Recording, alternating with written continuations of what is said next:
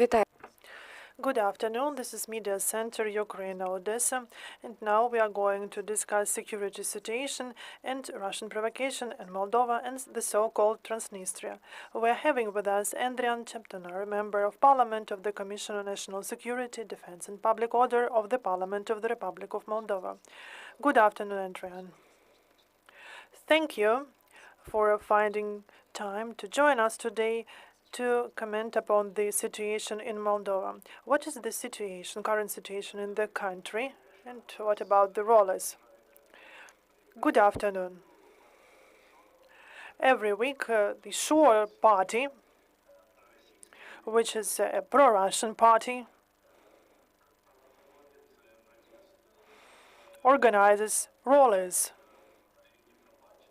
Usually, they pay to participants of these rallies.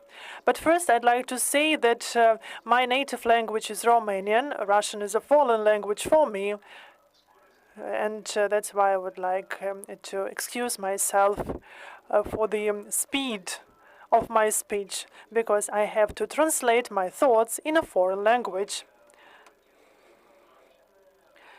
These are paid rallies. At the end of the week, last week on Sunday, there were planned mass disorders, but our law enforcement bodies were quite successful to prevent bloodshed. Last week,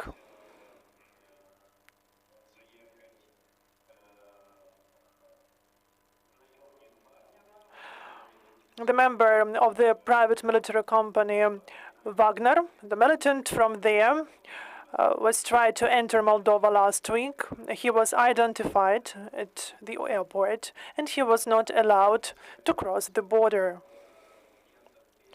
Our police have detained around 150,000 euro in Moldovan lei, whom were supposed to be used to pay to the protestants.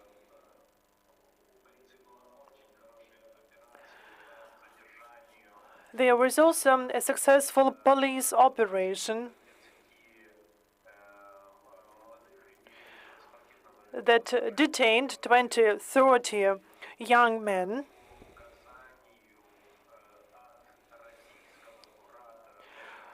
who worked with Russian curator, and they were supposed to fight with the police, following the order of their curator. They were supposed to beat our policemen. They were in contact with the Russian curator.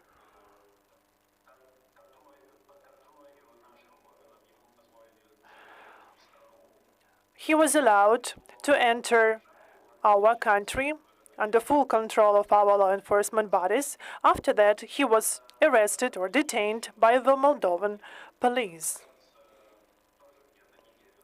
And the week before,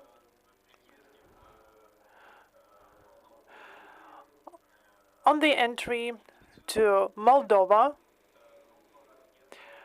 there was identified a group of around 80-90 persons, Moldovan citizens, who were coming from Turkey. That was a criminal group called Shore.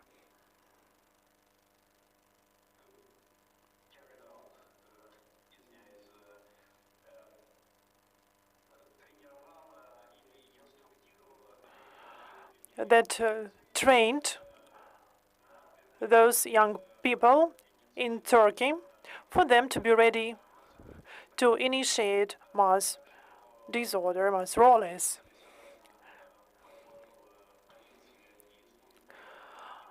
Our police and the Information and Security Service, which is similar to Ukrainian State Security Service, were quite efficient, and recently we have confiscated significant amounts of money, thus preventing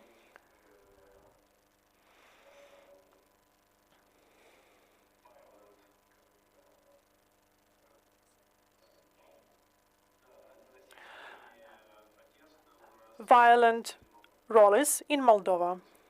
That's it on my side. Thank you. Could you provide any comments on the prepared amendments to the law on counter-surveillance? The Information and Security Service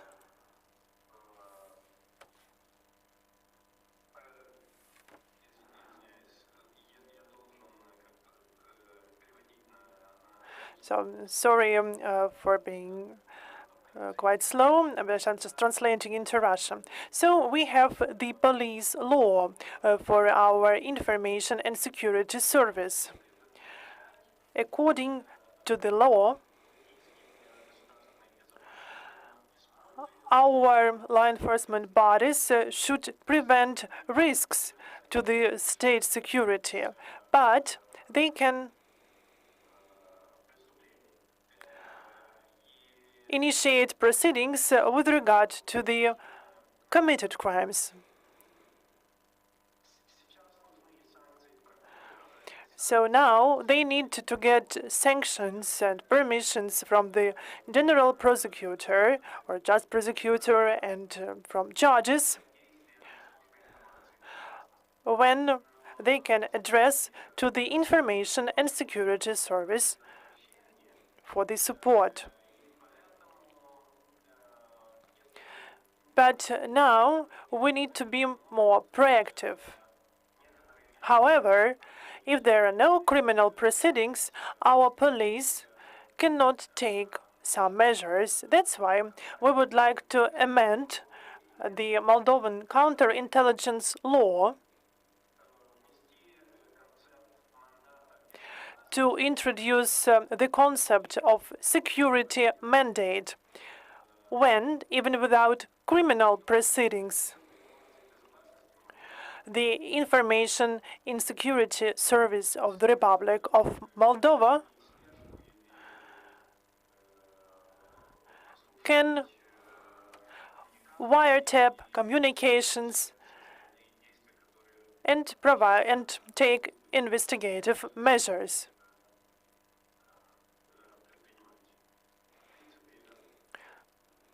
That's it. Thank you. In Ukraine, some dareheads believe that this is time to solve the Transnistrian issue, to bring it back to the control of Chisinau. Is it possible? How do you think? No.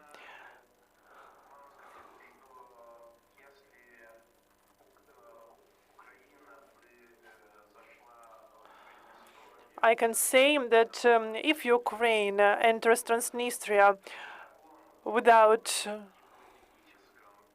Moldova knowing about this, in such impossible case, Ukraine will be an aggressor. Although that would be quite a normal initiative from Ukraine, because Transnistria represents military threat to Ukraine.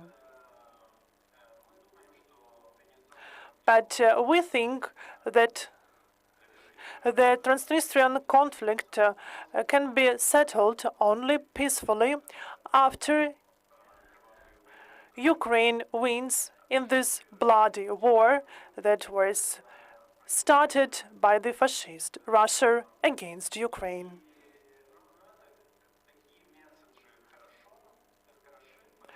But such messages are good, because daredevils in Transnistria are quite afraid of this scenario. And we can see that Transnistrians at the moment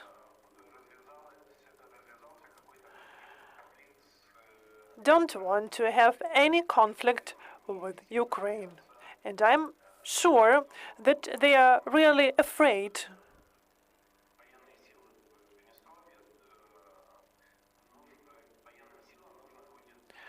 that the Transnistrian military will have to be in conflict with the armed forces of Ukraine.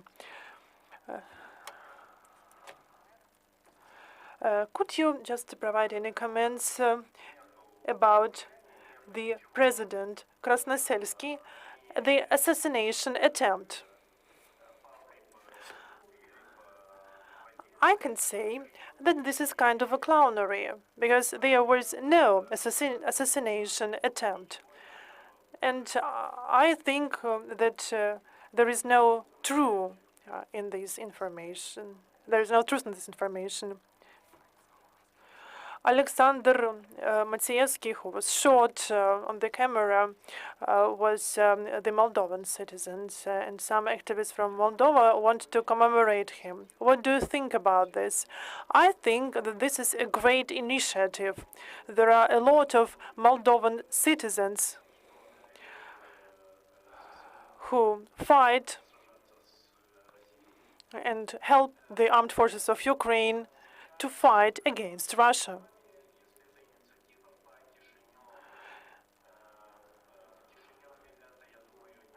But I think that such initiative now is impossible in Chisinau, because the mayor of the city is pro-Russian. But he pretends to be a pro-European one.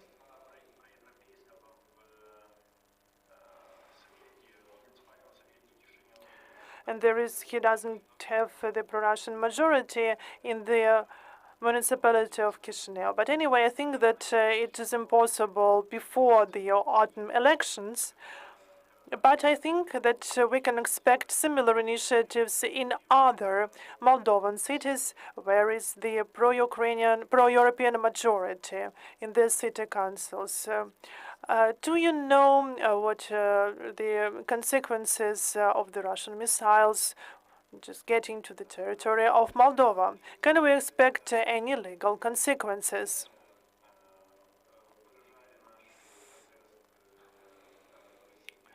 As far as I remember, we filed our protest document to the Russian ambassador, but I don't know about other legal initiatives.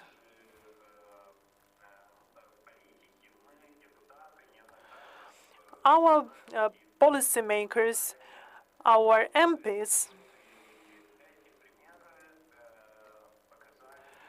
try to use these examples to explain to our citizens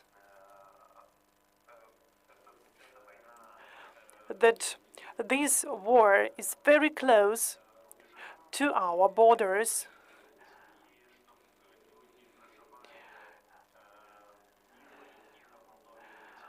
and that our Moldovan citizens living in a peaceful country should remember about what Ukraine does, not only for itself, but also for us. We should explain this. Our president, Mrs. Sandu, was in our parliament addressing the Moldovan population.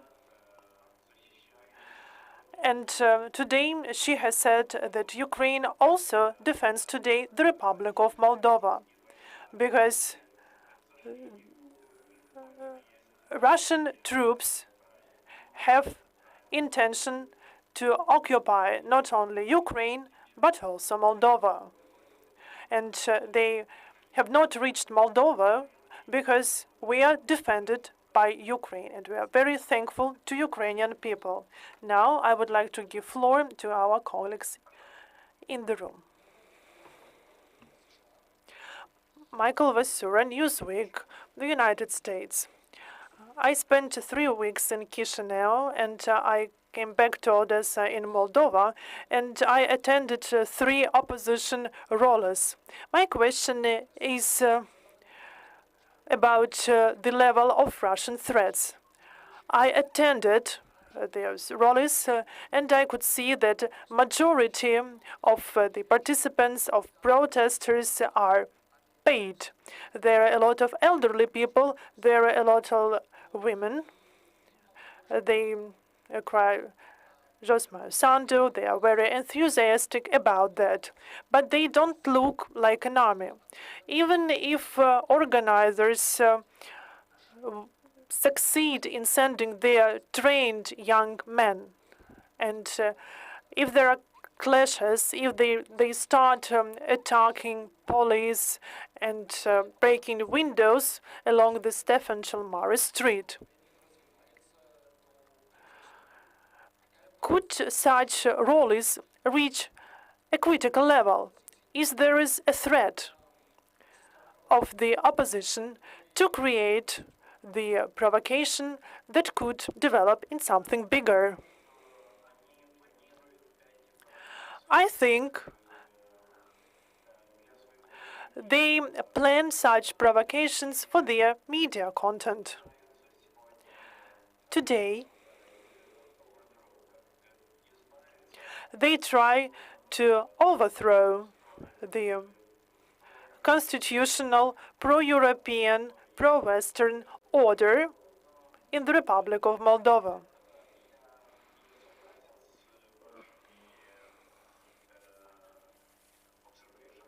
And here I can agree with your observations that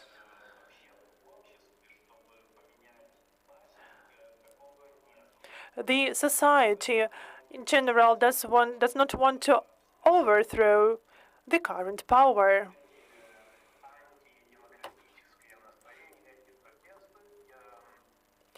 But still, there is an attempt to escalate anti-democratic attitude and to incite the protests. Thus, they want to increase the amount of voters who are ready to support pro-Russian forces. That party, sure, try to get some of the voters supporting the Socialist Party in Moldova.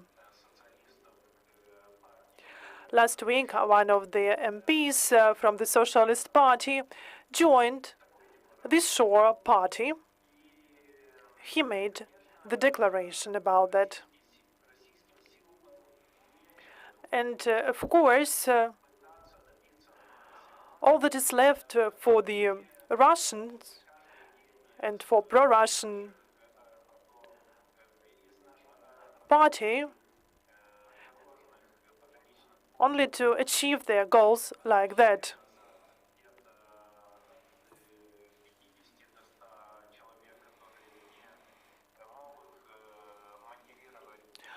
At our border crossing points, we detain around 50 or 100 people of foreign citizens who cannot explain the reason why they want to enter the Republic of Moldova.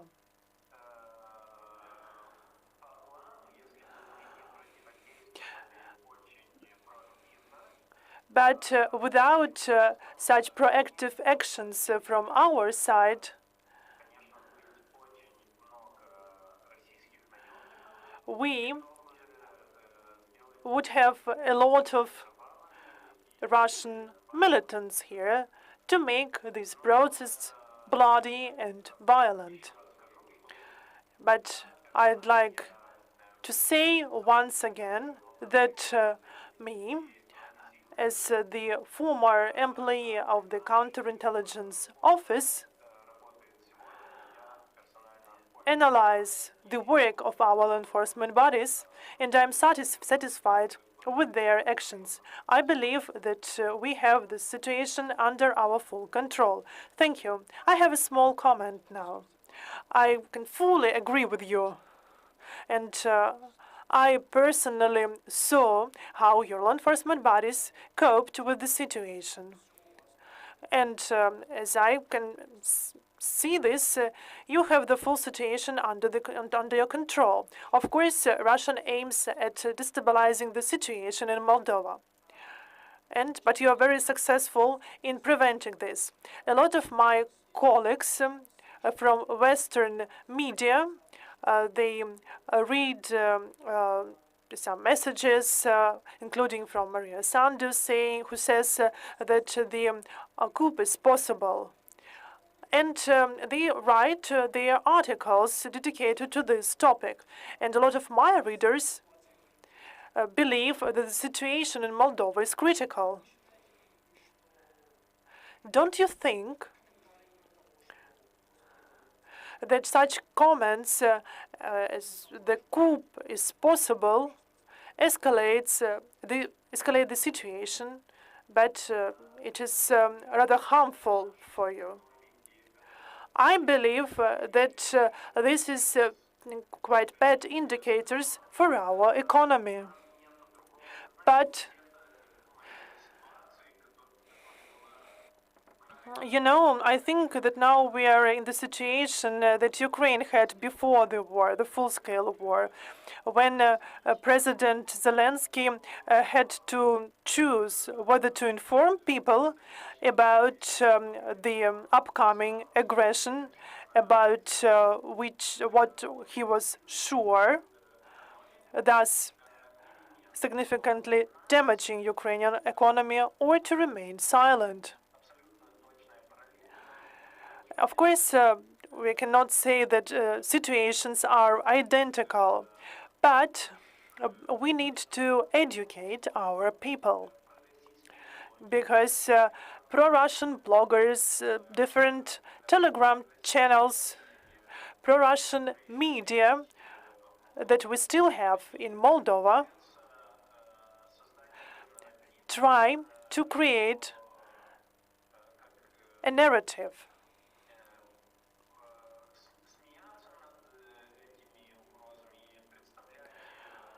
saying that such threats are unreal. They tell to their readers or to their audience that the Moldovan government tries to use this narrative as a possible conflict in Moldova to explain why there are increased prices for energy sources, but we do not produce such energy carriers. We can just import them. That's why we need to explain to our people what are the risks.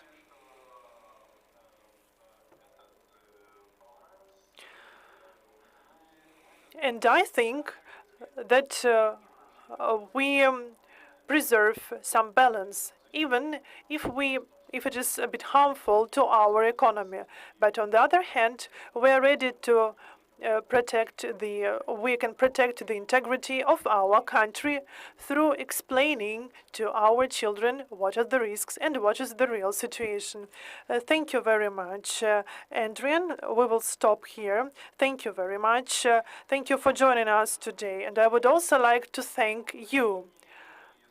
Glory to Ukraine and glory to the armed forces of Ukraine. Thank you. Glory to heroes. That was our last briefing for today. Thank you for being with us. See you next week.